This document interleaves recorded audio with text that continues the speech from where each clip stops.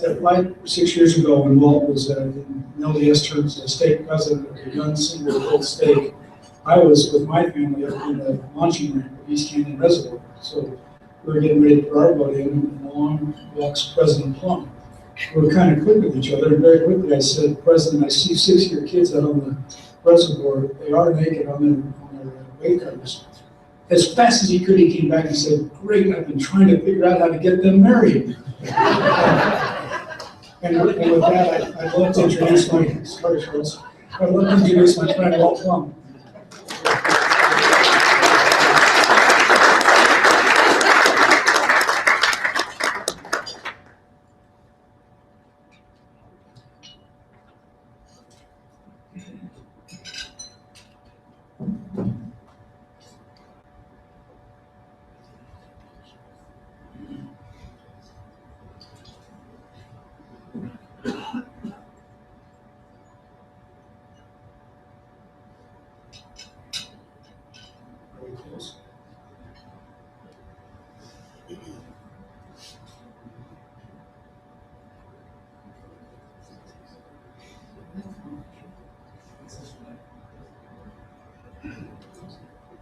Oh, are you still here? Just press the button. Any buttons.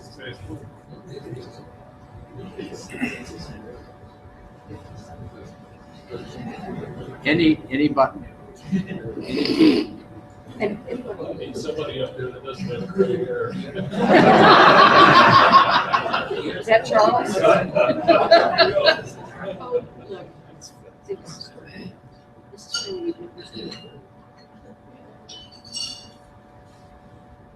Looks nice.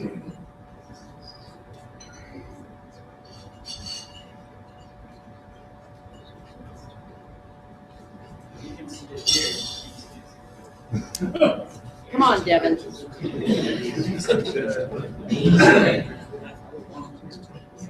We can see it.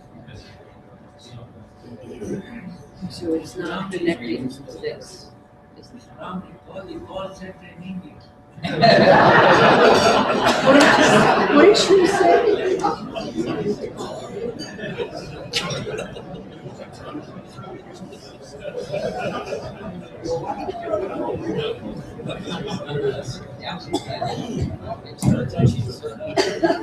I know.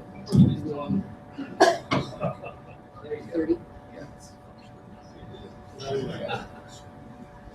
It's a nice image.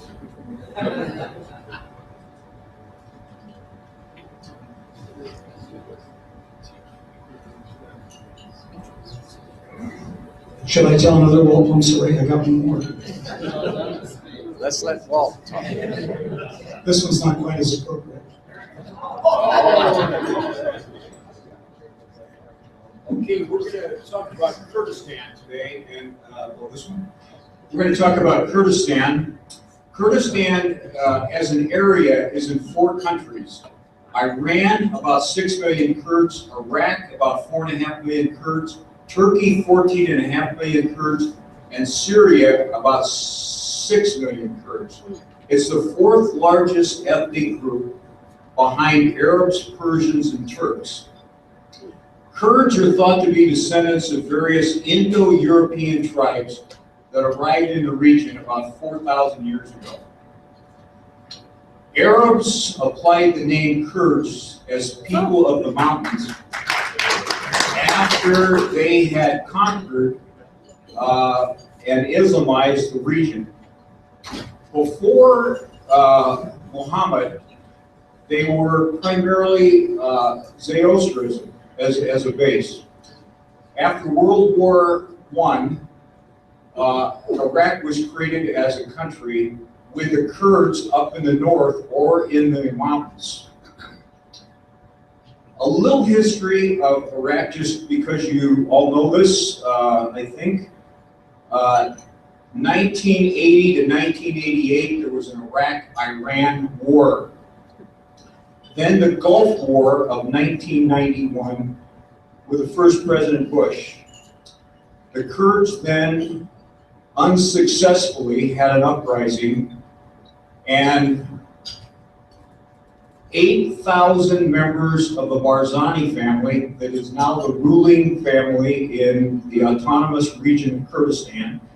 They were lined up and shot to death. 168,000 Kurds were killed. The United States established a no-fly zone over the area. Otherwise, the Kurds had then fled to the mountains. There was a civil war between two different factions of the Kurdish population in Iraq, between the PUK, a political party, and the KDP. That went on for 4 years. In 2003, the Gulf War, second President Bush, the Kurds supported the Americans, and after extensive negotiations, they became an autonomous province of Iraq.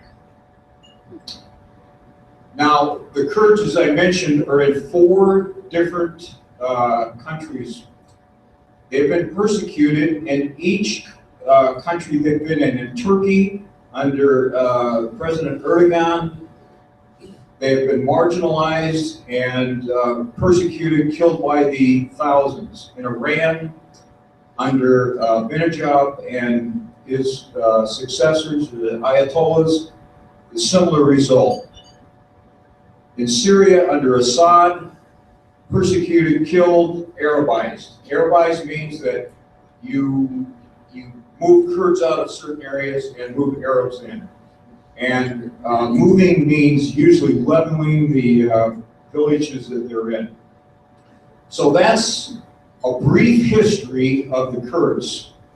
Now, in the area that I was in, and I was there during 1994, I recently got back a month ago. I was on another thing when I went back. It was supposed to be for 2 months, but a bomb took place in the area, and we were asked to leave again.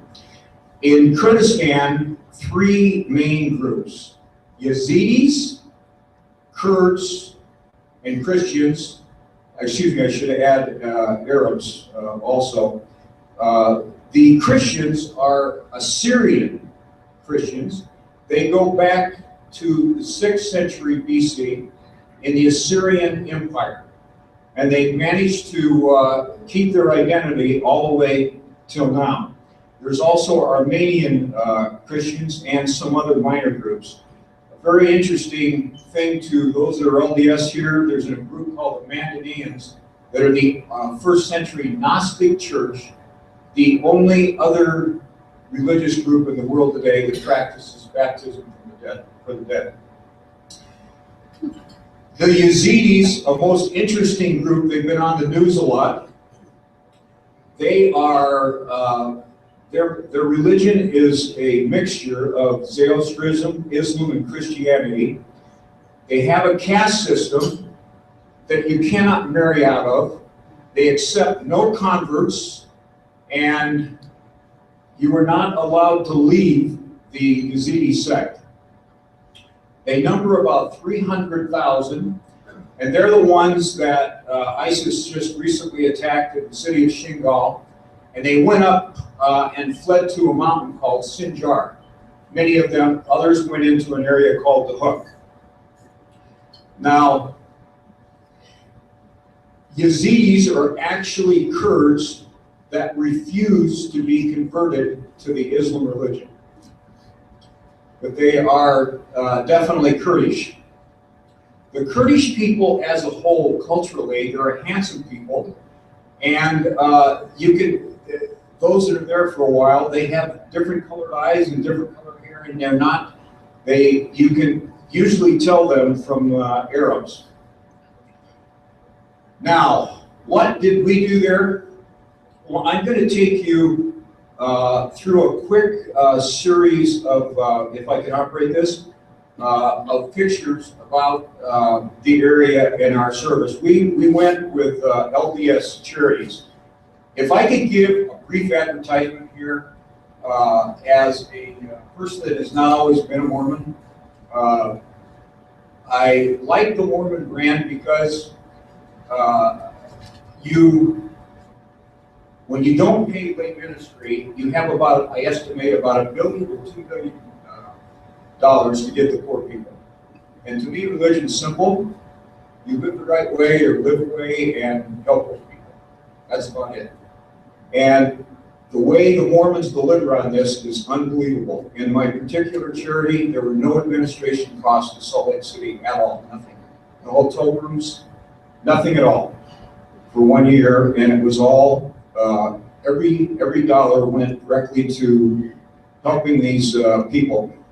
Now I'm going to take you through a series of pictures, and in two areas. Well, this is when I first got there. When I first came, Erbil, the capital of Kurdistan, was one of the fastest growing cities in the world. There were 12% growth during 2013. The two main businesses, oil and gas and construction. Why construction? Because Kurdistan was viewed as a relatively safe area of the Middle East that a lot of Middle Eastern money poured in. From my apartment in Erbil, I could count 17 cranes of new construction just out of my window in one part of the city.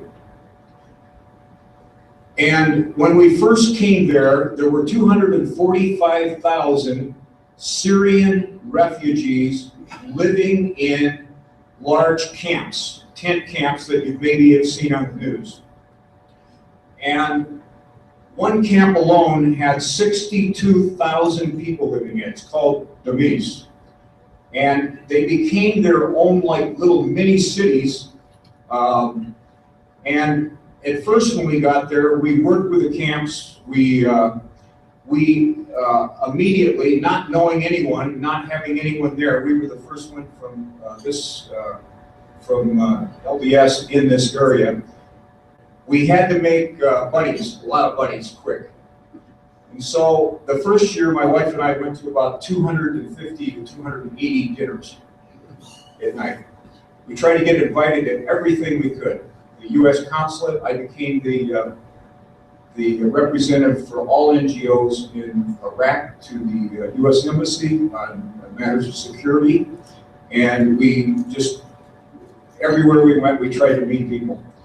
And we right off the bat, we hooked up with the Barzani family that were leading the country, Barzani Charity, and we became partners, and we became great buddies. In fact, when we honored the father of modern Kurdistan at his gravesite, I was asked to speak in behalf of the Barzani family. We became that close. So now I'm going to take you through just a few quick images of what we did there. This is a shot of just the area. We were actually in the plains, but this is surrounded by mountains. The Kurds are mountain people. This is the Shingar cave. Downtown settings, the way villages are, a lot of mosques everywhere. This is called the Blue Mosque in Erbil. You can see the high rises in the background. This is all relatively new. That's the apartment complex that I lived. When I came there were 800 units in that complex and one vacancy. This is Peshmerga, a Peshmerga fighter.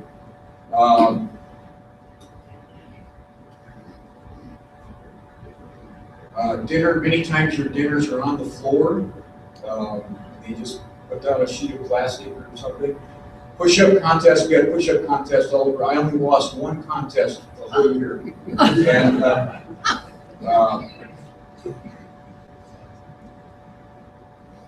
tent city, Syrian refugees. More tent cities. This is actually a former jail that is now full of Saddam Hussein jail that is now filled with Syrian refugees. When we got there, we distributed 4,000 kitchen sets to the Syrian refugees, which include stoves, plates, everything you need, pots and pans. People lined up. This is the kid that beat me in the push-up contest in the striped shirt. That's the only reason he's there. The one that's got to stop up. He's an awful day. We set up schools at the refugee camps. We built that building. That's what's called a learning center. We had English, art, music, and computer classes. We donated computers to every camp and set up classes. This is a English class being taught by actually my wife. Music classes, we donated instruments to all of the camps, enough so that they could have classes. This is two of our top musicians. We actually made a CD with these guys.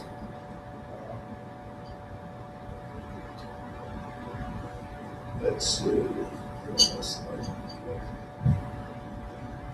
This is a Yazidi family. Yazidis are like Plumbs. They have like jillions of kids. And this is an extended Yazidi family. When we first got there, we had a hard time. We wanted to find a Syrian refugee family that we could help that was not in one of the camps, and it was kind of a search to find one. This was another guy with 9 kids. We became buddies. We took care of his family and tried to find him work all the time. This is his family. These are Syrian refugees not living in a camp. They're living in Reveal in the worst circumstances. This is a computer school we set up at the deaf, the school for the deaf there. Donated with a British NGO and LDS. Then it happened. On June 8th, ISIS came into Mosul, the second biggest city in Iraq, and everything started to change. Gas lines,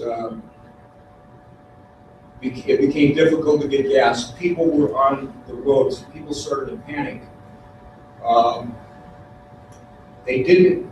Mosul is about 1 hour away from where I was, and people were on the road everywhere. Trucks, cars, walking. Most of our relief went to the Muslim population. When they left Mosul, when ISIS came in, there were thousands of families sitting out in the desert with the Barzani Foundation. We went in and we did 5,000 boxes of enough to sustain a family for 2 weeks. Delivered them out in the middle of nowhere. We became experts on Kurdistan terrain. I know Barzani said that we knew more about Kurdistan than they did. We had been in many of these villages delivering goods. This is Christians that fled.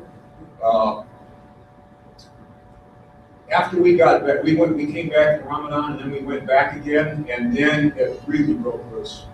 On August 11th or August 10th, thereabouts, they attacked Kurds. 50,000 Christians were on the road overnight with nothing. They had minutes to get out. People with diabetes didn't have diabetes drugs. The temperature was 120, 125 degrees. 50,000 Christians on the road. 250,000 Yazidis on the road, all at once. We were there, this particular group over at St. Joseph's Church. LDS was the first charity in to serve them rice, tomato paste, everything under the sun. We set up a charity within the church. We set up a clinic within the church, and took care of 25% of the Christian refugee population. In every one of their medical needs that they had. People were everywhere, makeshift. Any place that was a spare building, there were people. It didn't matter what was the building, what stage it was in, people were living there. They were living in warehouses. All the schools were shut down to take care of the refugees inside the elementary, high schools. Any place they could go, they went. Rains came, again, we're in the mountains. This is another one of our buddies, a Christian charity that we hooked up with, and together we delivered a lot of stuff. That's our pharmacy, delivering just tons and tons and tons of rice, wheat, water. This is one place where we went. This is the last thing they had to eat. 2 bottles of oil before we got there. This is stuff that we delivered, constantly delivering. And then we went on the road with a bunch of Syriac Orthodox Christians, and we delivered relief in all of these little villages out in the middle of nowhere where they scattered. This is just a warehouse in the middle of nowhere. This is on the Turkey-Iraq border. This is an abandoned warehouse and holding 27 Yazidi families. We brought them food, clothing. There was a girl in the middle there in a wheelchair. We brought that wheelchair. She was 14 years old. They carried her off the mountain. This is how they did their wash. We did bedding. We set up sewing centers for clothing. This is some of the clothing we made for the Yazidi traditional women when they left and they didn't have it. They were a white dress, one group of them does. We built 2 medical clinics, within a bakery, here in a Christian town of Hauresk, a little town, 600 people. They were afraid to death. They were 6 kilometers away from ISIS on Mosul Dam. This is the mayor of the town. I met with him and I said, Mayor, we got to do something. We organized a militia, 15 people patrolled at night. This guy was on national media for 6 different channels because our little militia actually captured a member of ISIS when we fled when America attacked the Mosul Dam. Food given. This is different. This is Yazidis. It's amazing how they have blonde hair and blue eyes, and you can see the feet on these kids. Most of them didn't have shoes. We delivered hundreds and hundreds and hundreds of shoes. Yazidis taking them shopping. 3 girls at the end of this table right here. These are Yazidi girls that escaped from ISIS. We set up a Yazidi trauma center for girls that escaped, about 300 girls, with a large British NGO and Washington NGO that we hooked up with. They provided $9,000 of help for each one of these girls. The girls have our parkas on. You can see this is a kid coming off the mountain. When ISIS put him up on the mountain, 125 degrees.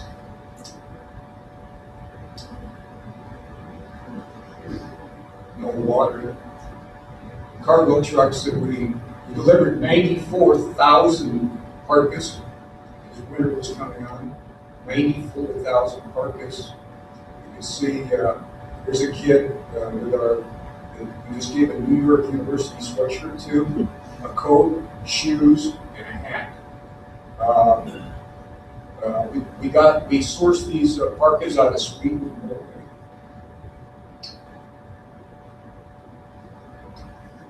Europeans donated a lot of fur coats. This is a Yazidi temple in a place called Vantage. This is the Baba Sheikh, the leader of the entire Yazidi nation. We met with him. We became close friends with his family. We went out to dinner with his brother a lot of times. This is where he sits. This is the main Christian leader in all of Iraq. His name is Reverend Green. He's an Anglican guy with a congregation of 6,000 in Baghdad. And 6,000 weekly fed every day. Author of 14 books. This is Archbishop Bashar teamed up with all of the Catholic churches. This is old Christianity going back to maybe 4th, 5th century in a town called Koya. This is a high school we built with the Barzani Foundation. They asked us, one of the camps didn't have a high school, these kids were not doing anything to build a high school. So that's a little overview of what we did in these areas. Now, I just wanted to read one thing quickly. This is out of The Economist magazine. Islam, or at least modern interpretation of it, is at the core of some of the Arab's deep troubles. The faith's claim, promoting by many of its leading lights, to combine spiritual and earthly authority with no separation of mosque or state, has stunted the development of independent political institutions. A militant minority of Muslims are caught up in a search for legitimacy through ever more fanatical interpretations of the Quran. Other Muslims threatened by militia violence and civil war have sought refuge in their sect.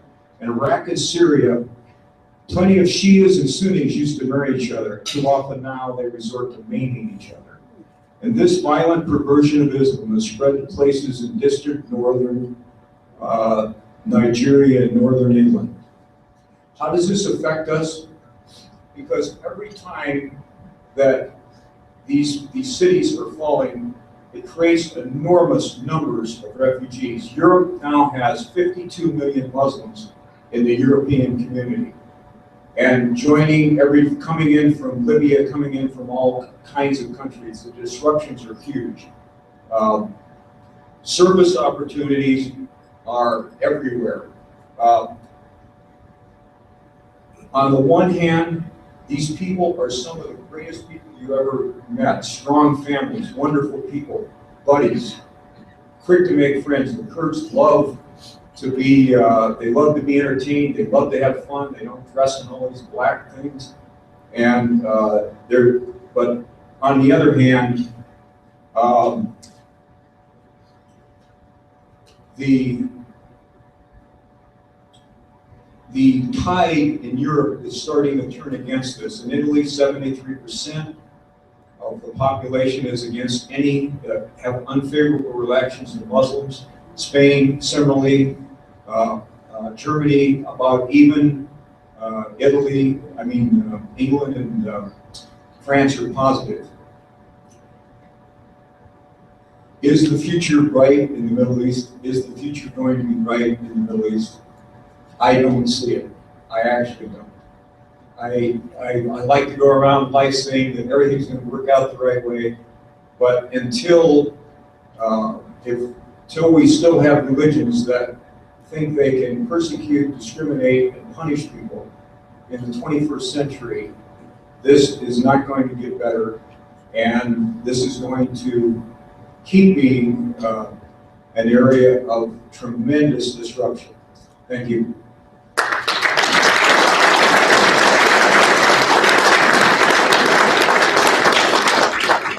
Thank you, Walt. This has been a really impressive presentation. Thank you. I want to remind you that our meeting next week will be here at the Marriott. We have Patrice Arendt with her views on the 2015 legislative session. And we will also be honoring our newest and our returning Paul Harris Fellows at that luncheon. So that's a great chance to see who in the club has been involved in helping to support the Rotary Foundation. And our book this week is Knock Knock by Daniel Beatty, and I'll make sure that Walt gets a chance to sign it, and we'll take it over to our adopted school. So we stand adjourned. Thank you.